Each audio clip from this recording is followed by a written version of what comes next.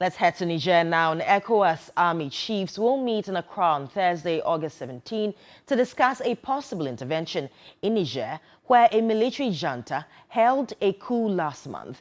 Ministers of Defense, Interior and National Security have been meeting with Parliament's Defense and Interior Committee. Now let's go straight to Parliament, where Kamla Kluche is standing by with more details on this. Well, we'll bring you more details in our subsequent bulletins for this particular story.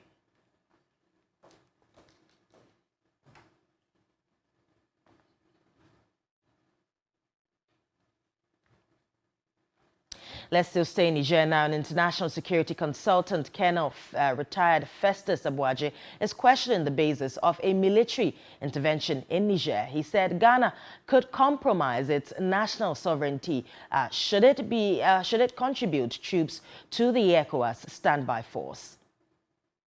On to Article 40 of the Ghana Constitution, which covers international relations. Not surprisingly, the first provision under this article is that in our dealings with other nations, our government, the government that we elect, shall promote and protect the interest of Ghana. So what is the interest of Ghana in the intervention in Niger? During the decision, it should be clear that when the government comes out to say that Ghana is going to be part of the ECOWAS intervention, that the government articulates how that is going to serve the national interest. Before you end that provision, it also says that we shall first pursue pacific settlement of disputes, that settlement of international disputes by peaceful means. So the question is, what peaceful means have Ghana been part of?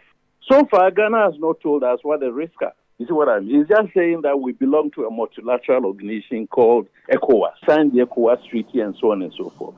Does that mean that when ECOWAS is going into a ditch, we go along with ECOWAS into the ditch? Then the government has not told us where it's going to find the means to support this endeavor. Some have suggested it's going to come from France. Look, we're going to compromise our sovereignty, but there's no free lunch anywhere in the world. And I want Ghanaians to go and read Dr. Obed Asamoah's book, that big book, and read how he articulates how both Nigeria and Libya were twisting the arms of Ghana to do the bidding of Nigeria and do the bidding of Gaddafi, just because we're in dire straits and they gave us oil and they paid for our troops in Ecomo. So if Ghana cannot pay for this intervention, Ghana must not be part of it. And I want to suggest that given the economic circumstances that we are in, it can never, or it will be very difficult in the national interest to spend money on this intervention.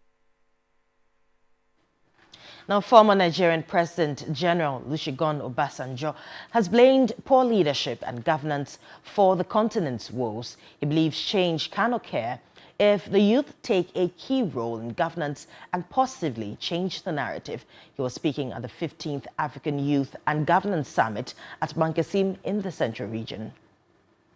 In the last 5 years, Africa has recorded 8 of its democratically elected heads of state toppled in coups by military juntas. 5 of the coups happened in West Africa. The recent coup in Niger, which ousted Mohamed Bazoum, has prompted members of the West African Regional Bloc, ECOWAS, to take action. ECOWAS has tabled among options to deploy the military to intervene in the case of Niger and reinstate Mohamed Bazoum as head of state of that country. Addressing the 15th African Youth and Governance Summit, former President of Nigeria, General Olusegun Obasanjo, blamed the military overthrows on abysmal administrative performance. The situation we are in is simply, let us put it as it is simply leadership and governance. We are in bad shape. We are in bad situation because leadership and governance in our different countries, in our sub-region, and indeed has not been what it should be.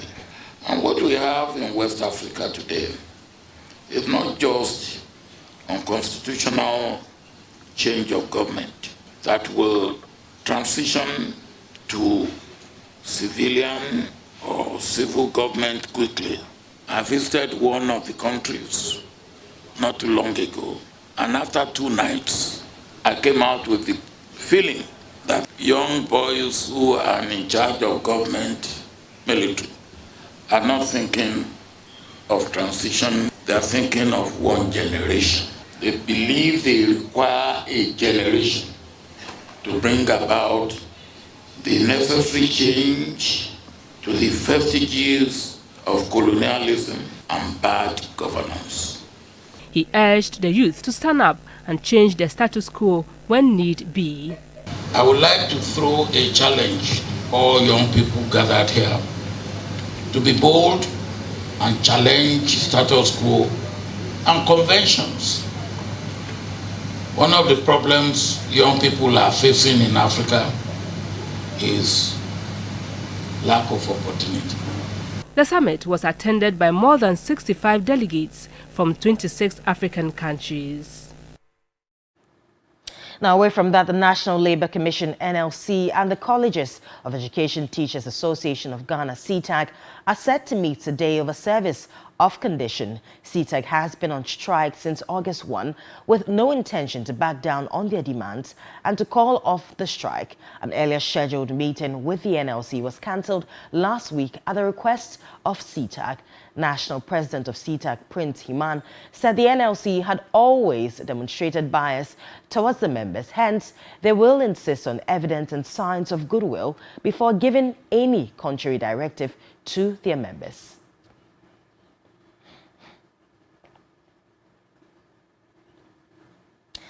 Now, moving on, concerns have been raised over the cumbersome process in acquiring a passport despite its movement from manual to electronic. I visited one of Accra's most popular passport offices, and here's a report. It's now so common. The struggle to acquire a passport for some has become an extreme sport. Long queues to access offices, long queues to capture your biometrics, and if you're not lucky, even longer waiting periods to get a printed copy of your passport.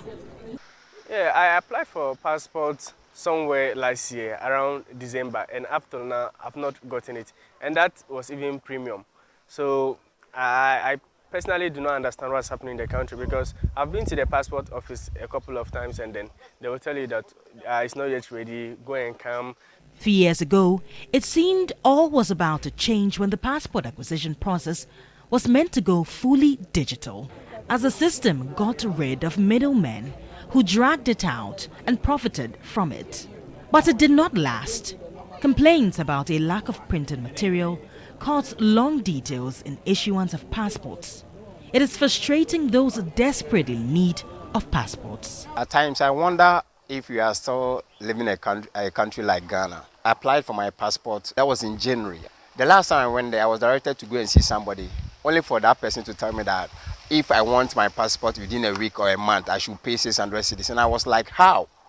The increasing concerns have now reached the Ministry of Foreign Affairs. And when I say illegal activities, we all know.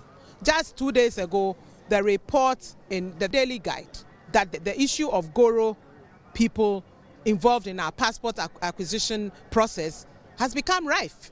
She also sacked some public officers on secondment at the passport office.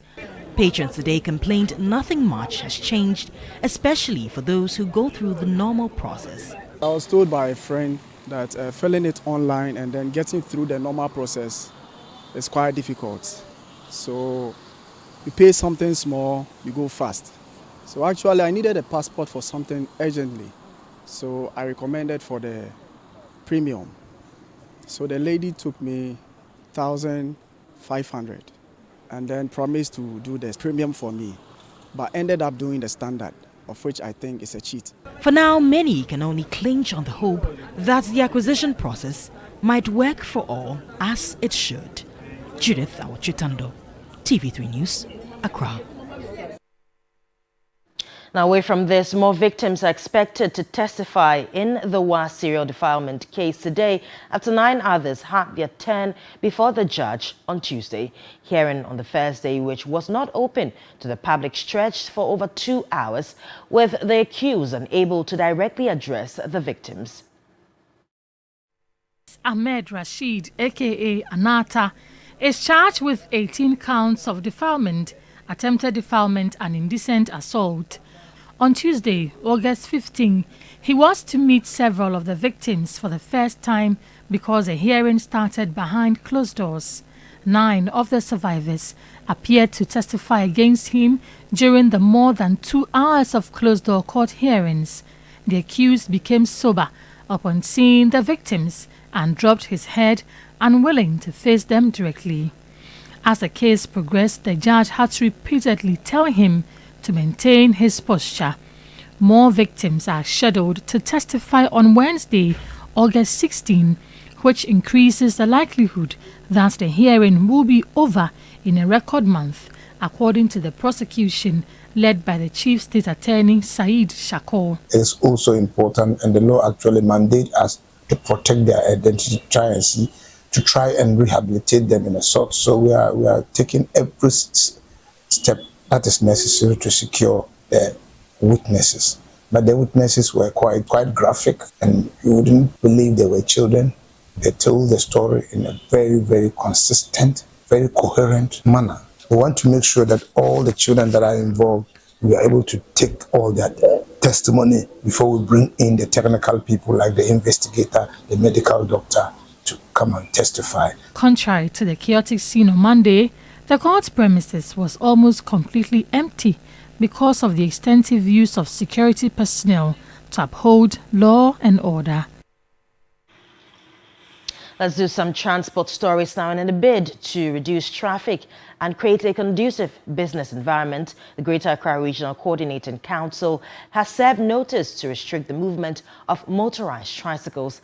13 out of 47 metropolitan, municipal and districts within the region are expected to formulate bylaws for implementation. Grace Hamwajiman has been following up on the latest directive. The Greater Accra Regional Coordinating Council, in a statement, has restricted the operations of these tricycles within the Central Business District and some principal streets in Accra, which it says causes heavy traffic congestion, chaotic scenes with indiscriminate parking, and flouting of traffic regulations. The restriction is therefore to create a conducive environment for businesses to thrive and for the comfort of travelers.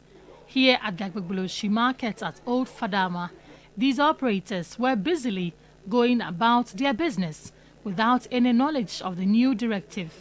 This is where most of us get our income from to cater for ourselves. So without using this pragya, I think that one will affect us a lot. We are students here. All of us here, we are students. Due to the poverty in our families, we found ourselves here doing businesses. It's a big problem because me myself, without money, I can't further up. This is where I get money to pay my school fees. Yeah, cause traffic, because parking one way. We make sure we obey all the traffic regulations, so it's not true that we congest the markets. These tricycles have also become relief for many who engage their services. Their charges are cheaper, and that's why we patronize them. Government should allow them to operate. The 13 metropolitan municipalities and districts comprising Accra Metropolitan, Krowo, Korle Klote, Tema Metropolitan, La Dadekotopong, Lankwantanan Madina, Ayawaso East, Ayawaso West, Ayawaso Central, Ayawaso North, Lejekuku, Okaikwe North, and Adenta Municipal are expected to formulate bylaws for the smooth implementation of this directive. We know how it ended in the Ashanti region, and we wait to see how it will also end in the Greater Accra region. Grace Hamwa Ajiman, TV3 News, Old Fadama. Interesting report there. Now moving on, the Trades Union Congress has cautioned government against proposing cost of living allowance COLA during the next salary negotiations. Now, according to the Deputy Secretary General Joshua Ansah, the reintroduction of COLA will impact negatively on pension contributions and reduce the purchasing power of workers. He was speaking at a workshop with the 22 affiliate unions of the TUC in Accra.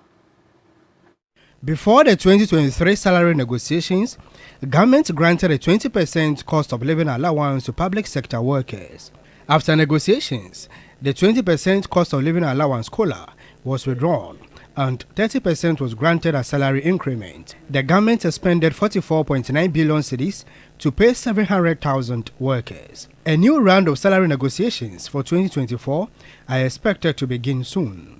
Organized labor is demanding more than 30% increase and cautioned against the reintroduction of cost of living allowance COLA. But in case government should propose COLA again, will you take it? I don't think it will be wise for us to go for COLA because COLA does not affect our pensions, doesn't affect our ends. So we think that it's better for us to actually go straight to the negotiations and get what is due us. We sought to find out whether the IMF agreement could affect their negotiations. We cautioned government when they wanted to go to the IMF on this.